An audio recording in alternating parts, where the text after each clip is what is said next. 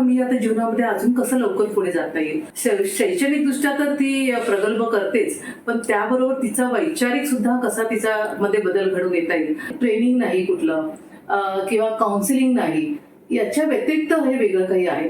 तर या नक्की तू काय करतेस? त्यांच्या अनकॉन्शियस माइंडमध्ये रिवायरिंग करते. पास्टमध्ये काही आपल्या लाईफमध्ये गोष्टी घडल्या असतात, त्याच्यामुळे आपल्याला इमोशनल प्रॉब्लेम्स होतात, कोणाला काही हिलिंगची गरज असते. न्यूरोलॉजीलाच रिवायर करते. इंटरव्ह्यूला गेल्यावर त्या इंटरव्ह्यूअरला पण तुमचा पॉझिटिव्ह इम्प्रेशन पडायला हवा. हे सक्सेस होण्यासाठी तू मार्ग त्यांना दाखवते. आणि तीच एक स्पेशालिटी आहे. ते that's how our unconscious mind works. तर मी बघितलं की ते म्हणजे त्याचा रूट जो आहे आईकडनं.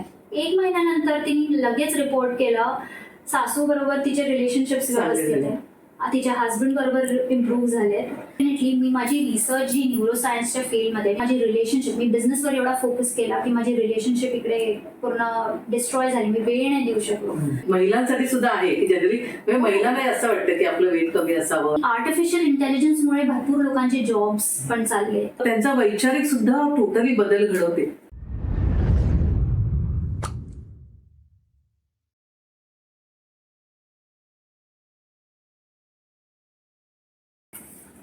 नमस्कार मंडळी, न्यूज स्टोरी टुडेच्या ओळख या सेगमेंटमध्ये आपले पुनश्च स्वागत करते. मंडळी, आपल्या जीवनामध्ये अनेक गोष्टी घडत असतात.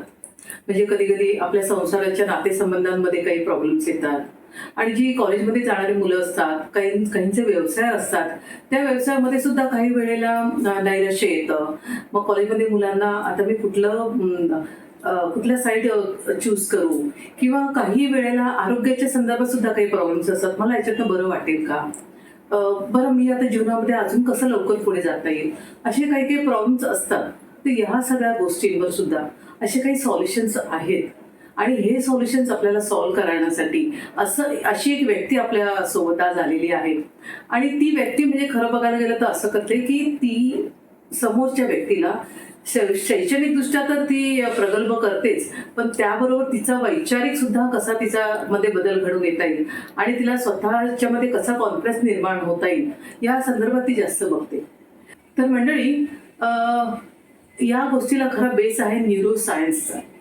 म्हणजे न्यूरोसायन्स असा एक टेक्निक नवीन आता डेव्हलप झालेला आहे की त्या टेक्निकद्वारे ती समोरच्या व्यक्तीच्या मनामध्ये बदल घडू शकते, की जेणेकरून तिला पॉझिटिव्हली तिला कसं जीवनाला सामोरे जाता येईल हे ती बघते.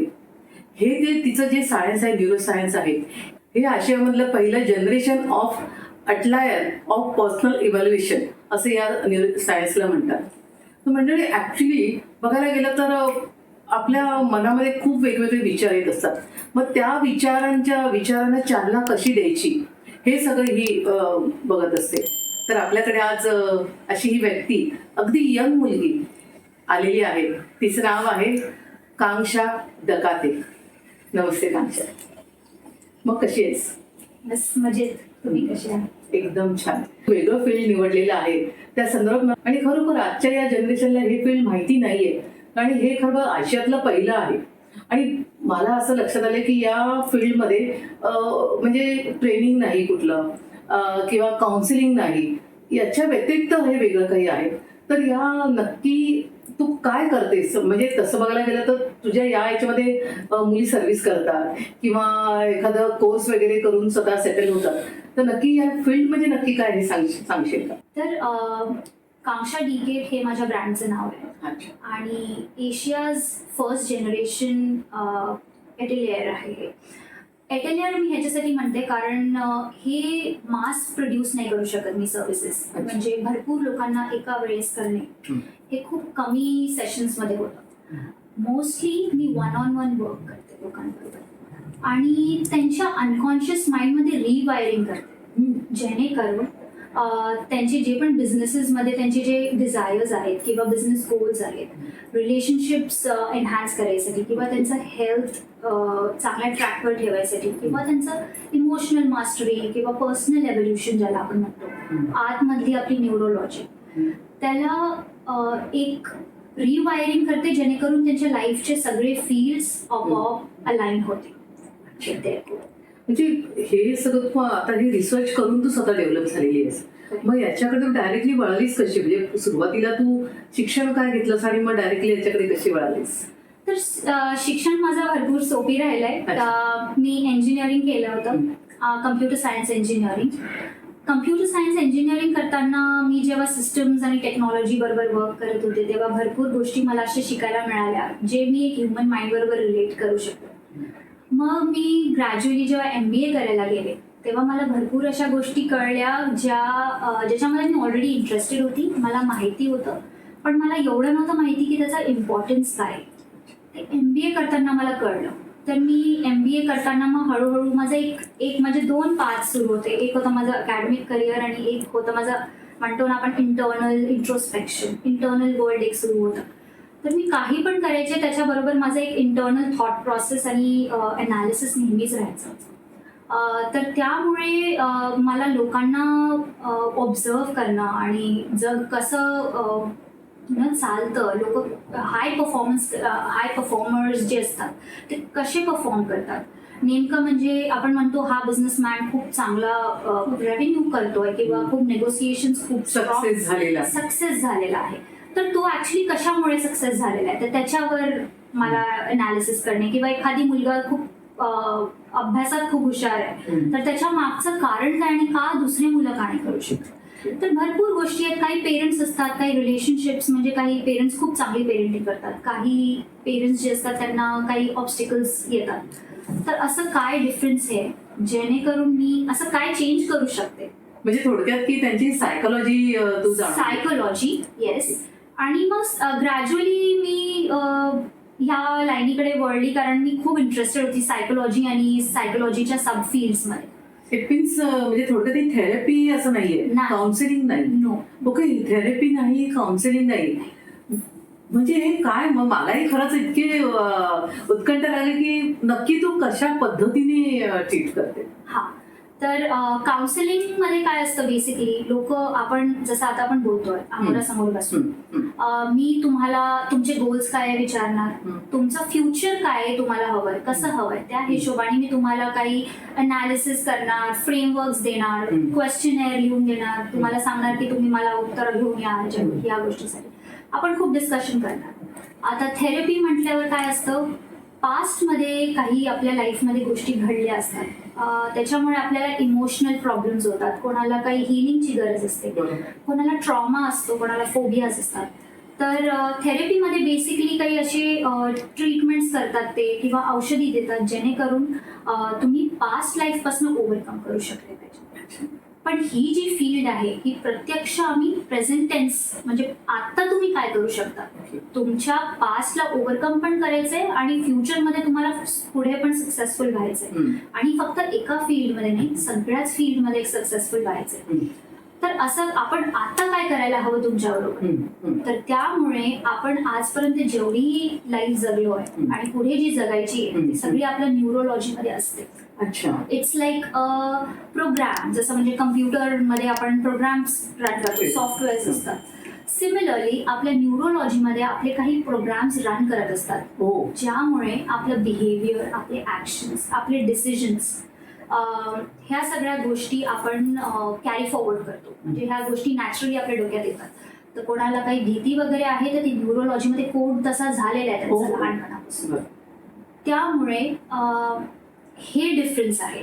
तर न्यूरोसायन्सनी मी न्यूरोलॉजीलाच रिवायर करते जेणेकरून त्यांचा पास्ट ट्रॉमा राहत नाही, रिप्लेस होतो अजून चांगल्या गोष्टींनी, जेणेकरून ते लाईफमध्ये पुढे जाऊन अजून सक्सेसफुल. म्हणजे एखाद्या जुन्या काही गोष्टी घडलेल्या असतील त्या ज्या डोक्यात इतक्या बसलेल्या असतात त्या गोष्टींना तू वाईपआउट करून टाकते आणि त्याच्यामध्ये काहीतरी असं एक म्हणतो ना प्रेरणा म्हणा किंवा पॉझिटिव्ह ॲटिट्यूड त्यांच्यामध्ये येण्यासाठी तू वर्क करते. करेक्ट. कारण काय असतं, भरपूर लोकांना माहिती असतं की पॉझिटिव्ह ॲटिट्यूड ठेवायला हवा, पॉझिटिव्ह थिंकिंग करायला हवी, आपण नकारात्मक नाही व्हायला हवं, कॉन्फिडेंट फील करायला हवं. पण ते खरं ऍक्च्युली सिच्युएशनमध्ये गेल्यावर कसं कॉन्फिडेंट व्हायचं. म्हणजे कोणाला जर असं वाटतं की मला इंटरव्ह्यूला जायचंय, मी इंटरव्ह्यूसाठी सगळं प्रिपेअर केलंय, मला टेक्नॉलॉजी, कॉन्सेप्च्युअल सगळं नॉलेज आहे, व्यवस्थित डोक्यात फीड केलं, मी अभ्यास केलाय माझा आणि मी आता इंटरव्ह्यूला चाललो, पण गेल्या सगळं विसरून जातो. त्याला घाबरल्यासारखं होतं, मी कसं करू, मी कसं प्रेझेंट करणार. कॉन्फिडन्स लूज होतो. कॉन्फिडन्स लूज होतं त्या सिच्युएशन मध्ये. त्यांनी त्या सिच्युएशनच्या आधी कितीही अभ्यास केला असो, त्या सिच्युएशन मध्ये जाऊन तो विसरल्यासारखा होतो आणि तो बरोबर प्रेझेंट स्वतःला करू शकत नाही. तर त्यामुळे न्यूरोलॉजीमध्ये आधीच आपली रिवायरिंग अशी हवी, जेणेकरून तुम्ही इंटरव्ह्यूला गेल्यावर त्या इंटरव्ह्यूअरला पण तुमचा पॉझिटिव्ह इम्प्रेशन पडायला हवा. तुम्ही कॉन्फिडेंटली स्वतःला प्रेझेंट करू शकले पाहिजे. तुमच्यामध्ये एक अबिलिटी राहायला हवी की तुम्ही ऑन द स्पॉट थिंकिंग कशी करू शकता. थिंकिंग ऑन युअर फीट त्याला आपण म्हणतो. प्रश्न आला आणि आपण एक असं म्हणतो ना, thinking on your feet and then giving answers. तर त्या स्टेटनी आपण कसं, म्हणजे बेसिकली पॉझिटिव्ह स्टेट्स पासून कसं ऑपरेट करायचं. म्हणजे थोडक्यात की त्याचं पुढचं लाईफ हे सक्सेस होण्यासाठी तू मार्ग त्यांना दाखवते. पण या सगळ्या गोष्टींना किती म्हणजे पिरियड किती असतो, म्हणजे एक आठवड्याचा असतो का, डेली सेशन असतात का, कारण हे ऑनलाईनच असेल, कारण प्रत्यक्ष काय सगळ्यांच्या घरी जाऊन या गोष्टी करणं पॉसिबल नाहीये, त्यामुळे हे ऑनलाईनच असेल. आणि हे आशातलं पहिलं आहे तू असं म्हणतेस. तर मला असं तेच विचारायचं की एक आठवडा म्हणा किंवा 15 दिवस म्हणा किंवा 3 आठवड्यामध्ये, कारण त्यांचं समजा कोणाचा इंटरव्ह्यू आता माहितीये पुढच्या महिन्यामध्ये मला जायचं इंटरव्ह्यूला किंवा पुढच्या महिन्यामध्ये मला हे असं प्रोजेक्ट द्यायचं आहे, तर ती मुलं साहजिक विचार करतील पण मी करू शकेन का, होईल का, असं हे थोडक्यात. कारण आजकालचं एवढं इतकं फास्ट युग आहे, इतकं डिजिटल युग आहे की त्या युगामध्ये माणसाला पटपट सक्सेस पण व्हायचं आहे आणि जगाबरोबर चालायचं आहे. तर नॅचरली तुझा त्यांना खूपच उपयोग होत असेल. म्हणजे अशा वेळेला काय करावं. पूर्वी खरं बघायला गेलं तर म्हणजे आपल्या घरी आजी आजोबा असायचे, मग ते सांगायचे नाही रे बाबा तू असं करू शकशील, असं कर. घरी कोणी अजून बुजुर्ग की त्या क्षेत्रातले कोणी उच्च शिक्षण घेणारे असतील तर ते सुद्धा गाईड करतात.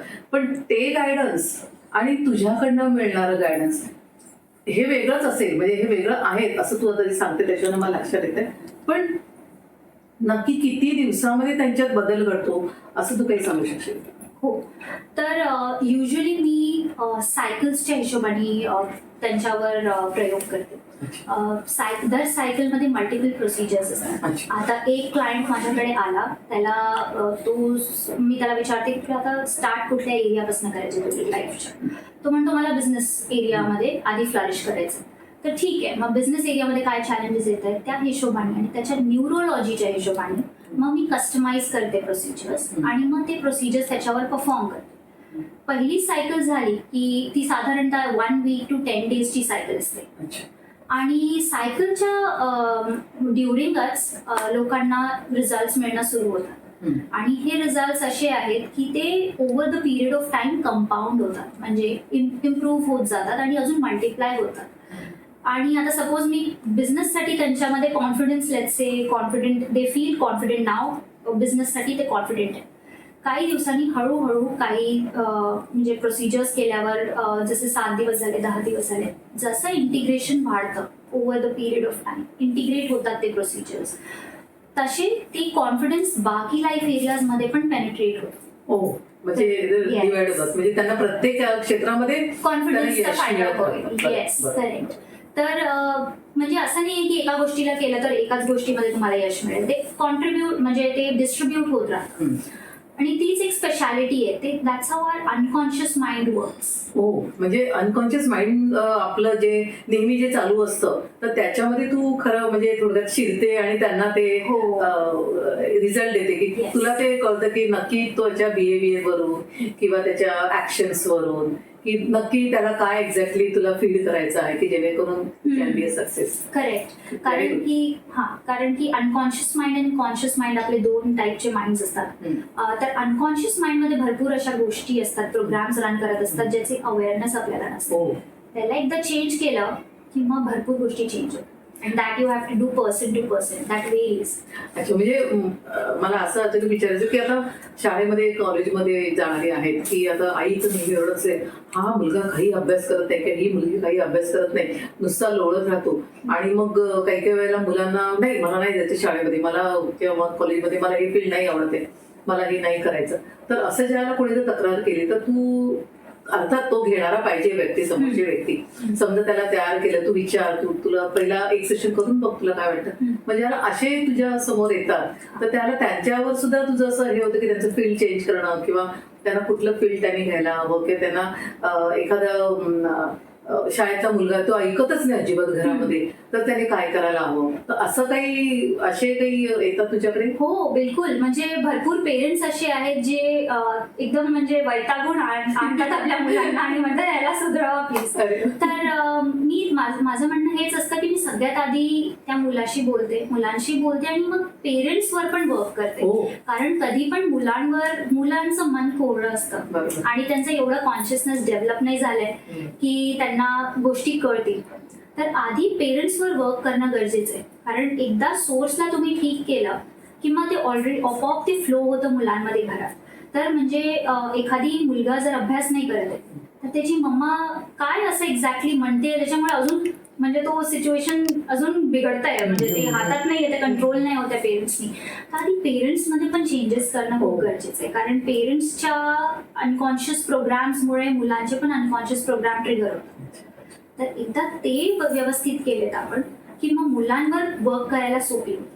म्हणजे त्यांनी आईने जास्त रागवू नये किंवा आई वडिलांनी मुलांवर कसं रागवू नये किंवा घरातलं वातावरण कसं असावं की जेणेकरून त्यांना काही स्वतःच्या गोष्टी, आवडीच्या गोष्टी करायला. हो, म्हणजे मी पेरेंट्सला काही वर्ड्स नाही पण प्रोसिजर्स करते पेरेंट्सवर आधी.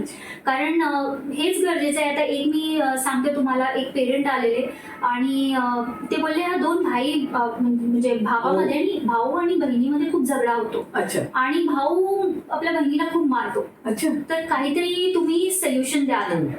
तर मी म्हटलं सगळ्यात आधी प्रॉब्लेम इथे नाही, प्रॉब्लेम मला सांगा तुम्ही आपस म्हणजे तुम्ही एकामेकाशी कसे वागता as a husband and wife.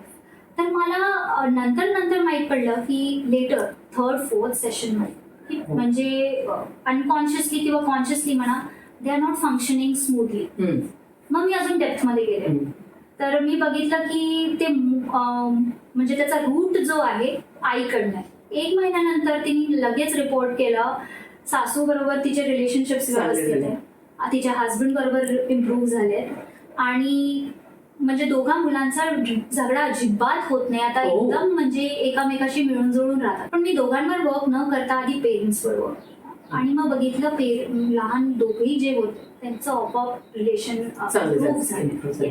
पण आता हे एवढं तू ज्याला करते, आता बघायला गेलं तर आपण म्हणतो ना की जे जास्त वयाचे कोणी आहेत किंवा बुजुर्ग लोकांना अनुभव जास्त असतो. मग तुला असा कुठून अनुभव असा मिळालेला आहे किंवा तू कशा पद्धतीने असं रिसर्च केलं आणि आफ्टरऑल या सगळ्या गोष्टींसाठी खूप शिक्षण घ्यावं लागलं असेल, खूप तुला रिसर्च करावं लागलं असेल. मग तुला ही सगळी प्रेरणा जी मिळाली आहे या सगळ्या गोष्टींची, एखादं असं प्रोग्राम हातात ठेवूनच की तुला या सगळ्या गोष्टींची आवड निर्माण झाल्याच्या नंतर तू डीपली त्याच्यामध्ये गेली आणि आज हे सगळं करते. कारण कोणीही ज्याला क्लायंट्स तुझ्याकडे येत असतील त्याला ते म्हणजे अरे ही तर एवढी लहान आहे, हिला काय या सगळ्या गोष्टी येणार. मग त्याच्यासाठी शिक्षण कसं घेतलं, मग तू कसा रिसर्च केल्यावर, कारण हे टोटली नवीन फील्ड वाटते मला. म्हणून एक असा एक प्रश्न मला येत आहे डोक्यामध्ये. हो, तर आता येस डेफिनेटली मी माझी रिसर्च ही न्यूरोसायन्सच्या फील्डमध्ये, मी सायकोलॉजी आणि ह्या सगळ्या गोष्टीमध्ये आधी पण वाचन करत असायचे. मी 2nd इयर माझा जो MBAचा होता तो थोडा या फील्डमध्ये मी एंटर करणं स्टार्ट केलेला आणि विदाउट एनी अवेअरनेस मी जस्ट वाचत गेले जस्ट बिकॉज मला इंटरेस्ट येत गेला. मग हळूहळू करता करता मी लोकांवर पण छोटे मोठे प्रयोग केले, जे ओळखीचे आजूबाजूचे आहेत त्यांच्यावर प्रयोग केले. तर मला वाटलं की इतक्या बेसिक लेवलच्या गोष्टींनी जर एवढा चेंज होऊ शकतो, तर मी जर अजून ह्याच्या डेप्थमध्ये गेली तर किती चेंजेस आणू शकते मी लोकांमध्ये. तर त्या इंटेन्शननी मी अजून डेप्थमध्ये वाचत गेले. जेव्हा वाचलं तेव्हा कळलं की इन्व्हेंटर्स आताही जिवंत आहेत. तर मला त्याचा जरा फायदा उचलायला हवा आणि त्यांच्याकडून जाऊन शिकायला हवं की एक्झॅक्टली ते कसे करतात. तर मी स्वतः डॉक्टर जॉन ग्रिंडर कडून जाऊन शिकले या सायन्सला आणि along with my on knowledge आणि रिसर्च त्या गोष्टींमध्ये जेवढे मी डेव्हलपमेंट करू शकले तेवढे मी डेव्हलप केलं. आणि त्याला आजही प्रयोग जेव्हा करते मी क्लायंट्सवर, ते क्लायंट्सच्या हिशोबाने कस्टमाइज करूनच करते. म्हणजे एक टेक्निक आहे आणि एक प्रोसिजर आहे, तुमच्यावर ब्लाइंडली करून दिली त्याच्यावर ब्लाइंडली, तसं नाही. तुमच्यावर जेव्हापर्यंत माझं अभ्यास पूर्ण होत नाही त्यापर्यंत मी कुठलीही प्रोसिजर करत नाही. आणि म्हटलं की जसं मी भरपूर यंग आहे, येस डेफिनेटली, आणि भरपूर लोक जे खूप जास्त वयस्कर असतात त्यांना थोडं वाटेल की एवढी लहान मुलगी आम्हाला कायच रिलेशनशिप मध्ये आणि कायच मला बिझनेस मध्ये हेल्प करेल. पण इट्स लाईक सेम की तुम्ही एका कार्डिओलॉजिस्ट कडे गेले आणि ती 30 वर्षाची आहे, तुम्ही 55 इयर्सचे आहात आणि तुम्ही असं म्हटलं की अरे मी तर 25 वर्ष जास्त माझा हार्ट चालवला, ही काय शिकवणार. नाही, एक फील्ड मध्ये ती पण अभ्यास करून आली आहे तर ती डेफिनेटली म्हणजे तुम्हाला काही ना काही तर मदत करूच शकते. पण मी फोर्स नाही करत लोकांना. इनफॅक्ट ज्यांचं ट्रस्ट माझ्यावर आहे, ज्यांनी ही एक्सपिरियन्शियल फील्ड आहे, मी गोष्टी मॅनिप्युलेट करून कोणाला इम्प्रेस करून त्याला हे नाही आणायचं. ज्याला खरोखर गरज आहे तो एकदा तरी ट्राय करायला येतो, कारण एक प्रॉब्लेम असला त्यांना तर त्यांना म्हणजे असं वाटतं कुठून तरी सोल्युशन होऊ द्यावं, आणि ते मग काउन्सिलर्स कडे जातात, थेरपिस्ट कडे जातात, सायकॅट्रिस्ट कडे पण जातात, डॉक्टर्स कडे पण त्यांचे मेडिकेशन सुरू असतात. तर त्यांना वाटतं की एक जरा why not give it a shot, जर ह्याच्याने जर म्हणजे एकदा तरी आपण ट्राय करूया ना, त्याच्यामध्ये हार्म काय. तर त्यामुळे मग ते माझ्याकडे ट्रस्ट करून येतात आणि मग मी त्यांना सॉल्व्ह करते. अच्छा, मी खूपच इंटरेस्टिंग आहे. पण मला असं विचारायचं की आता तुझ्याकडे जे येणारे क्लायंट्स असतील ते सगळे इंटेलेक्च्युअल लोक असतात का असं घरगुती करणारे किंवा एजेड म्हणा असे असं, म्हणजे तुला आतापर्यंतचा अनुभव तुझा काय आहे? अच्छा, तर मोस्टली जे माझे क्लायंट्स माझ्याकडे आलेत ते mostly are business people. Okay. आणि काही जे प्रोफेशनल्स असतात बेसिकली, जे आता व्यवसाय करतायत किंवा कुठल्या प्रॉपर प्रोफेशनल फील्डमध्ये वर्क करतायत, डॉक्टर्स म्हणा किंवा कुठल्या म्हणजे जॉब करतायत बेसिकली, आणि होम मेकर्स म्हणजे हाऊसवाईफ्स ज्यांना म्हणतो. होम मेकर्स पण येतात. आता कुठल्या गोष्टी घेऊन येतात, कंप्लेंट्स काय घेऊन येतात, ते कंप्लेंट्स हे घेऊन येतात की आम्ही बिझनेस एवढा केलेला आहे, आता मला क्लॅरिटी नाही आहे, मी बर्नआउट झालेलो आहे, मला काहीच समजत नाही काय करायचं, कारण माझी रिलेशनशिप, मी बिझनेसवर एवढा फोकस केला की माझी रिलेशनशिप इकडे पूर्ण डिस्ट्रॉय झाली, मी वेळ नाही देऊ शकलो. तर घरातल्या लोकांशी मी बॉन्डिंग नाही बरोबर केली, माझा सतत झगडा होत असतो माझ्या बायकोबरोबर बिझनेसच्या, म्हणजे मी एवढा रमलो असतो बिझनेसमध्ये की मी घरी काहीच लक्ष देऊ शकत नाही. काही गोष्टी अशा मी कितीही प्रयत्न केला तरी आता ना बिझनेस माझा पुढे वाढतोय आणि स्टक आहे. काही लोक येतात एकदम स्टार्टिंग फेज मध्ये बिझनेसच्या, की मी आता जस्ट स्टार्ट केलं आणि मला समजत नाही मी ऍक्शन कशी घेऊ, मी प्लॅनिंग पूर्ण केली पण मला समजत नाही मी कुठून सुरू करू, आणि मी सुरू केलं तर काय हे बरोबर व्यवस्थित राहील की नाही. तर जे जजमेंट आहे ते त्यांना प्रॉब्लेम देतं. काही लोक घेऊन येतात की मला मागच्या 27-28 वर्षापासून मला एकच इश्यू आहे, माझे सगळे मेडिकल रिपोर्ट्स क्लीन आहेत तरीही मला हा त्रास होतोय आणि खूपच होतोय, तर मी त्याला कसं सॉल्व्ह करायचं. तर म्हणजे मला चक्करल्यासारखं वाटतंय किंवा मला फोबियाज आहे, मला भीती वाटते, माझ्या मुलांना ॲलर्जीज आहेत, किंवा कोणी म्हणतं की मला चक्कर येतात, कंटिन्युअसली मला थरथरतात अंगपाय, आणि फोबियाज आहे, गोष्टींची ॲलर्जी आहे. तर मग त्या सगळ्या कंप्लेंट्सला आपण ठीक करतो. कोणाला अडिक्शन्स असतात, स्मोकिंग, अल्कोहोल, कोणाला थोडा पण राग आला की खाणं जास्त सुरू करतात, त्यामुळे वेट खूप वाढतं. तर ते ट्रिगर्स डिझॉल्व्ह कसे करायचे ते ह्या सायन्स, म्हणजे वेट लॉस सुद्धा त्याच्यामध्ये आहे. माणसांचं वेटही कमी करता येतं. तू बोलून चालून त्यांना कसं आपलं तुमचं डाएट ठेवायला हवं आणि काय करायला हवं, तर ते सुद्धा तू थोडक्यात सांगून, म्हणजे महिलांसाठी सुद्धा आहे की जनरली म्हणजे महिलांना असं वाटतं की आपलं वेट कमी असावं आणि का मी एवढं हे करते, मला थायरॉइड तर नाहीये, काही नाही तरी माझं वजन वाढत राहतं, तर त्याच्यासाठी सुद्धा हे वर्क होऊ शकतं. हो, म्हणजे मी सांगत नाही की वेट लॉस कसं करायचं, ते तुम्ही तुमचं जजमेंट वापरा, एक्सरसाइज करा, बट आय डू प्रोसिजर्स ज्याच्याने तुमच्या अनकॉन्शियस माइंड स्वतः तुम्हाला सोल्युशन्स देतो. तुमच्या डोक्यामध्ये ऑपअप येतं की चला, म्हणजे राईट सोल्युशन्स तुम्ही अट्रॅक्ट करता. मग जनरली डेली सेशन आहे का 15 दिवसाचं तू म्हणतेस का महिन्याचं, कसं म्हणजे किती, आणि डेली 1 hour वगैरे किंवा कसं असतं म्हणजे? तर जसं मी म्हटलं की एक इन्स्टॉलेशन सायकल करते मी, दर इन्स्टॉलेशन सायकल मध्ये मल्टिपल प्रोसिजर्स असतात. आता माझे 2 प्रोग्राम्स आहेत, 14 month प्रोग्राम आहे आणि 3 months प्रोग्राम. तर 14 मंथ प्रोग्राममध्ये मी मल्टिपल इन्स्टॉलेशन सायकल्स दिले. तर पहिली इन्स्टॉलेशन सायकलमध्ये मल्टिपल प्रोसिजर्स आणि दर प्रोसिजरला व्हेरी करतं 1 to 2 hours. अच्छा, रोज पर्सन टू एक किंवा पर्सन. दोन, हां. हा. तर फॉर म्हणजे ऑलमोस्ट वन एव्हरी डे और एव्हरी ऑल्टरनेट डे ते 10 to 15 डेजचं सायकल असतं. हम्म. आणि ती फर्स्ट सायकल झाली की मग लोक जातात, दे लिव्ह देअर लाईफ जसं ते जगतात. आणि त्याच्यानंतर नवीन सेट ऑफ काही चॅलेंजेस असेल त्यांना येत असतील तर त्यांना आपण इम्प्रूव्ह करतो आणि जे इश्यूज क्युअर झाले आहेत त्याच्या नेक्स्ट लेवलला जातो.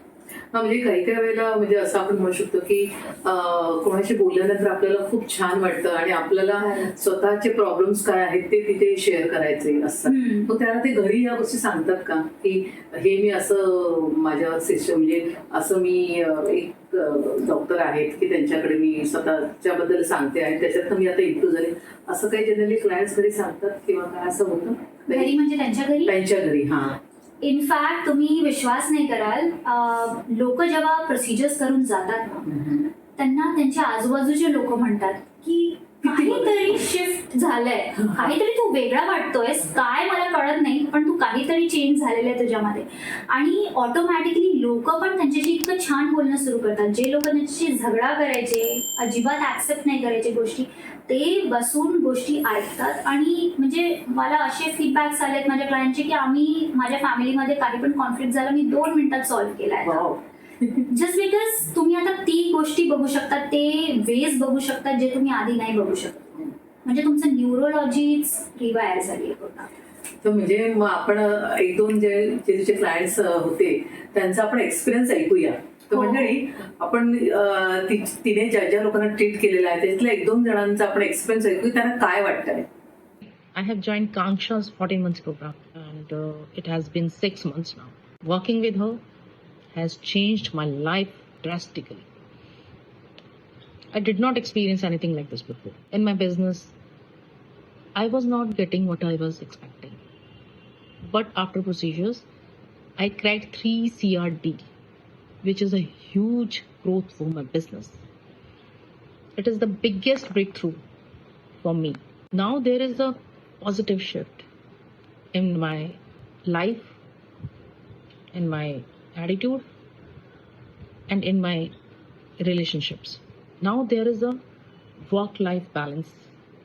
My relationship with my family, friends, and colleagues is at a very positive level, which was not before. I can say Kanksha's work is very impactful. And it has changed my life entirely and beautifully. There is more peace in my life now. I can see things positively and I can think out of the box. You were really very perceptive, and it really helped me realize that I was out of state. So I stopped thinking when you said go back. I immediately, it happened unconsciously. I stopped feeling confused the way I was before. And it helped me see what we suggested in the beginning, what we said in the beginning, to prioritize, not compromise anything. So it was very nice. Thank you. There have been many breakthroughs. The most noticeable one is that I am much more confident now, and there has been a huge shift in me in the way I deal with stress. And in fact, it doesn't even feel like stress anymore. It's just gone. I also have a much better clarity in my thinking and my speech as well. I can express myself fluently. And what's interesting that these things just don't stay in this particular area. They sink into other aspects of my life as well. My stammering has completely vanished, like it was never even there. To think on my feet after the installations. All the resources came to my rescue even in that moment of stress, and my mind instantly just picked the most suitable one. तर मला तर आता असं विचारायचं की हा जो तू त्यांना चेंज करतेस तर इट्स लिटिल बिट कॉस्टली किंवा त्याला काही कॉस्ट जास्त असेल का, कसं म्हणजे का तू सुरुवातीलाच अगोदर प्रयोग करून बघितला त्याच्यानंतर मग तुझी कॉस्ट ठरवली किंवा कारण इंटेलेक्च्युअल म्हणा किंवा घरचे प्रॉब्लेम्स हे वेगवेगळ्या पद्धतीचे असतात. मग Correct. ते कॉस्ट व्हॅरी असेलच नो डाऊट, पण एक थोडक्यात असं म्हणजे हा म्हणजे कॉस्ट म्हणजे पीपल टू पीपल व्हेरी नाही करत मी, कारण ते फिक्स्ड आहे, ते फिक्स्ड आहे. पण येस, माझे 2 प्रोग्राम्स आहेत ना, 2 प्रोग्राम्सचे वेगळे कॉस्ट आहेत. अच्छा. म्हणजे 14 मंथसाठी जास्त प्राइस आहे आणि 3 मंथ्सची कमी प्राइस आहे. अच्छा. तर me person to person differ नाही करत. पण जे 14 मंथचे घेतात त्यांना मी इमिडिएट फॅमिली मेंबर्ससाठी पण एक कॉम्प्लिमेंटरी सेशन्स देते. अच्छा. म्हणजे तुम्हाला जर तुमची मदर किंवा तुमची वाईफ किंवा तुमचा स्वतःचा मुलगा किंवा मुलगी आणायची आहे, बिलकुल डेफिनेटली. इनफॅक्ट लोक कम्फर्टेबल फील करतात जेव्हा ते लोक इझिली कुठल्या जागेवर आपल्या फॅमिली मेंबर्सला पण इन्व्हॉल्व करू शकेल, त्यांना अजून मजा येते. म्हणजे तुला आता असं वाटतं का की या सगळ्या तुझ्या गोष्टींमुळे समाजात काही बदल घडेल किंवा घडवायचा आहे असं तुझ्या काही मनात आहे का? मेन तोच एक विजन आहे ज्याच्यामुळे मी हे सुरू केलंय. कारण आता जग एवढं बदलतंय आणि एवढं फास्ट बदलतंय. सक्सेस एक नवीन म्हणजे एक ॲव्हरेज बनून राहून गेलेलं आहे. Everybody is successful. आणि आर्टिफिशियल इंटेलिजन्समुळे भरपूर लोकांचे जॉब्स पण चालले आहेत. तर आता ह्या परिस्थितीत काय अशी गोष्ट आहे जी तुम्हाला वाचवून ठेवेल ना जगात, तुम्हाला सक्सेसफुल बनवून ठेवेल? तुमची न्यूरोलॉजी जेवढी स्ट्रॉंग राहील तेवढं तुम्ही जास्त टास्क विदाउट स्ट्रेस करू शकाल आणि तेवढे इझिली तुम्ही आपले सगळे लाईफ एरियाजला अलाइन करून ठेवू शकाल. म्हणजे तुमचं at the end of the day तुम्हाला नुसतं काम नाही करायचं, तुम्हाला नुसतं हेल्थ नको चांगली, तुम्हाला सगळ्या एरियाज चांगले हवे लाईफचे. कारण पुढे जीवनात असं होणार आहे की ही जी न्यूरोसायन्सची फील्ड आहे इतकी पॉवरफुल आहे की हे सगळ्या फील्ड्समध्ये आता पेनिट्रेट होणार आहे. The moment it touches any field, be it entertainment, business, governance, medical field किंवा मीडिया, ज्या पण फील्ड्स आहेत त्याच्यामध्ये न्यूरोसायन्स आता म्हणजे इतके डेव्हलपमेंट्स करत आहे की लोक रॅपिडली खूप फास्ट इव्हॉल्व्ह होऊन अजून बेटर सोल्युशन्स आणि टेक्नॉलॉजी इनोव्हेट करतात. तर आता आर्टिफिशियल इंटेलिजन्स इनोव्हेट केल्यावर आपले जे बेसिक स्किल्स आहेत ते कामी राहणार. तर मग आपल्याला ॲडव्हान्स स्किल्स हवेत ना, आणि त्या ॲडव्हान्स स्किल्सला आपण इतक्या लवकर नाही शिकू शकत जस्ट थ्रू एक्सपिरियन्स आणि just by doing some job. आपल्याला न्यूरोसायन्सच्या मदतीने जे इव्होल्युशन तुमचं 10 वर्षात होणार आहे ते आपण 2 ते 3 वर्षात करू. तर बेसिकली आपण कमी टाईममध्ये टाइम कम्प्रेस करतो तुमच्यासाठी आणि एव्होल्युशन जे आहे ते तुमचं कमीत कमी वेळात करून देतो. आरोग्या संदर्भात मला एक विचारायचं की मेडिकली काही काही जण अनफिट असतात, काही प्रॉब्लेम्स असतात आलेले किंवा कंटिन्युअस त्यांना आजार असतोच आणि त्याच्यानंतर ते इतके असे डीपली हे झालेले असतात की नाही आता मला जीवनात काहीच अर्थ नाही, आता मला जगायचंच नाहीये, आहे ते याच्यामध्येच होईल ते होईल, बघू पुढचं पुढे, असे काही लोकांवर याचा काही परिणाम होतो का? बिलकुल बिलकुल होतो.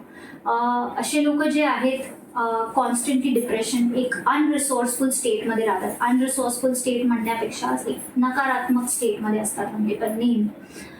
तर त्यामुळे कसं असतं की कुठलाही डिसिजन आणि कुठलाही थॉट प्रोसेस त्यांची नकारात्मकच पुढे असते आणि मग त्यामुळे लाईफमध्ये सुद्धा ते पुढे पण नकारात्मक डिसिजन्स घेऊन अजून नकारात्मक सिच्युएशन्स अट्रॅक्ट करतात. तर त्यामुळे हे जे न्यूरोसायन्स आहे तुमच्या न्यूरोलॉजीमध्ये अनकॉन्शियस माइंडमधनं हे ऍक्च्युली कुठून उभरत आहे त्या पॉइंटला चेंज करतो, जेणेकरून तुम्ही कम्प्लिटली म्हणजे तुम्हाला पॉझिटिव्ह थिंक करा असं नाही म्हणत, प्लांटच करून देतो पॉझिटिव्ह थिंकिंग, जेणेकरून तुम्ही त्याच स्टेट पासून थिंक करता. तर मेंटल हेल्थसाठी तर बिलकुल खूप छान फील्ड. ओके, मग आजच्या तरुणींना तू काय संदेश देशील? आजच्या तरुण लोकांना संदेश असाच आहे की माझी जेवढी मी लाईफ जगली त्याच्या हिशोबाने की काहीही तुम्हाला सुरू करायचं नवीन किंवा तुम्ही काहीही कुठल्याही नवीन फील्डमध्ये जाता, नेहमी पूर्ण 100% तयारी करायची गरज नाही. तुम्हाला जर वाटलं 75% रिसोर्सेस तुमच्याकडे आहेत तर तुम्ही प्लीज स्टार्ट करा. कारण मी बघते आजकालची माझी जी जनरेशन आहे किंवा माझ्यापेक्षा जे लहान लोक आहेत ते खूप अनालिसिस पॅरालिसिसमध्ये जातात. म्हणजे खूप जास्त गोष्टींना इकडनं तिकडनं दर अँगलनी ऑब्झर्व करून टॅली करून बिलकुल ते पण एक गरजेचं आहे, पण एका लिमिटपर्यंत. त्याच्यानंतर तुम्ही ऍक्शन पण घ्यायला हवी. म्हणून एक राईट बॅलन्स ऑफ लॉजिक आणि राईट बॅलन्स ऑफ इमोशन ठेवणं खूप जरुरी आहे आजच्या काळात. कारण आजकालची पिढी कसं माहिती का, त्यांना मोबाईलवर इतकं सगळं उपलब्ध आहे ना, ते सारखं मोबाईलच्या इतके ऍडिक्ट असतात ना. हो. तर मग या सायन्समुळे त्यांचं मोबाईलचं ऍडिक्शन म्हणा किंवा नो डाऊट सगळं गोष्टी त्यांना मोबाईलवर मिळतात, सगळ्या गोष्टी त्यांना माहिती होतात, पण तरी सुद्धा त्या ऍडिक्शनमुळे अननेसेसरी काही ना काहीतरी वाचत राहतात, काही त्याची गरज नसते. Yes. मग त्याच्याबद्दल तू काय सांगशील? मी त्याच्याबद्दल हेच सांगेल की तुम्ही काही पण मोबाईलवर बघता, पहिली गोष्ट नॉट एव्हरीथिंग इज ट्रू. जितके लोकांशी तुम्ही बोलता आणि तुम्ही जेही काही कन्झ्युम करता in terms of from mobile, from television, from movies, from people, तुम्ही जेही काही कन्झ्युम करता एकदा एक फिल्टर आपल्या डोक्यात ठेवा स्वतःच. म्हणजे सगळं ऐकायचं त्यांनी म्हटलं हे म्हणून बरोबर आहे, कोणी तुम्हाला म्हटलं 2 गोष्टी की तू असा असा आहेस आणि त्याच्या गोष्टीचं वाईट वाटून घेत नाही. एक फिल्टर ठेवायचा आपला स्वतःचा, स्वतःशी बोलणं सुरू करायचं, थोडं एकांतात बसायचं बरोबर. आणि गोष्टींना अॅनलाइज आपल्या नजरेने करायचं, म्हणजे आपल्या फिल्टरनी करायचं. नेहमी दुसऱ्यांचं ऐकायची गरज नाही. म्हणजे तुम्हाला त्या गोष्टीचं जजमेंट डेव्हलप करावं लागेल आणि ते जजमेंट डेव्हलप करायसाठी थोडं स्वतःशी बोलावंच लागेल. तर त्यालाच तुम्ही मेडिटेट करा किंवा तुम्ही एकांतात बसा किंवा कोणी जे खूपच इंटेलेक्च्युअल व्यक्ती आहे त्यांच्याशी बोला, त्यांच्याशी म्हणजे संवाद साधत राहा, पण कोणाशी पण नाही. बरोबर. निगेटिव्हिटी लोकांची जास्त नाही. आई वडिलांशी बोलत राहा, तुम्हाला काय वाटतं फक्त मनात ठेवून तुम्ही राहू नका. करेक्ट. हेच म्हणजे कारण जनरली बोलून खूप प्रॉब्लेम सॉल्व्ह होतात. जसं आता मला वाटतं की समजा मी तुझ्याशी खूप बोलत राहिली ही नक्कीच माझ्या अनकॉन्शियस माइंडमध्ये जाऊन ती मला म्हणजे it's not reiki also. No, it's not reiki, it's not a counselling, it's not a therapy, पण एक न्यूरो सायन्स की जेणेकरून तुमच्या अनकॉन्शियस माइंडमध्ये जाऊन तुम्हाला कसं सक्सेस होता येईल हे तुझ्या याच्याकडे. तर मग आजच्या तरुण पिढी ज्या कोणी आहेत त्यांना जर तुझ्या पद्धतीचं हे शिक्षण द्यायचं असेल तर तू काय सांगशील? मी हेच सांगेल की सगळ्यात आधी या फील्डमध्ये तुमचं नॅचरल इंटरेस्ट राहणं खूप जरुरी आहे. तुमची न्यूरोलॉजी इन्क्लाइंड राहणं खूप जरुरी आहे.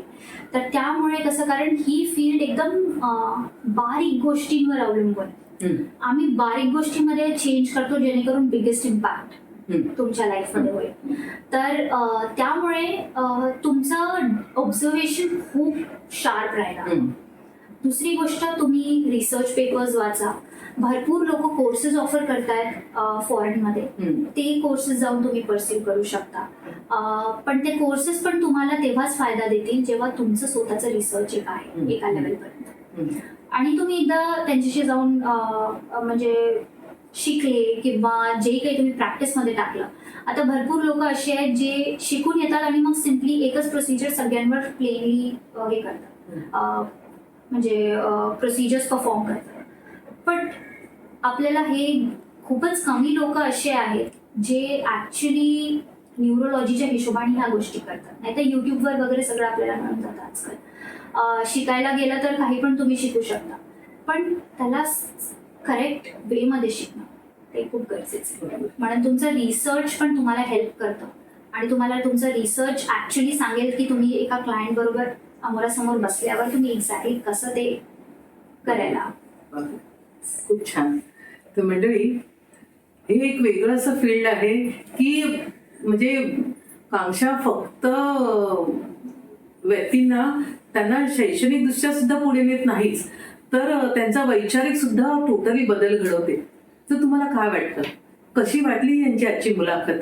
तुम्ही नक्कीच आपल्या सोबत राहा आणि आपल्या न्यूज स्टोरी टुडे या ओळख सेगमेंटला सबस्क्राईब करा. कसं वाटतंय तुमच्या प्रतिक्रिया द्या, आणि याबद्दल तुम्हाला अजून काही वेगळं पाहिजे असेल तर कृपया आम्हाला कळवा. धन्यवाद. कांक्षा, थँक्यू, तू आज इकडे आली आणि त्याच्यामुळे आम्हाला एक वेगळं फील्ड तुझ्यामुळे आज ऐकायला मिळालं. त्याबद्दल तुझे खूप खूप खूप खूप धन्यवाद. Thank you for inviting me.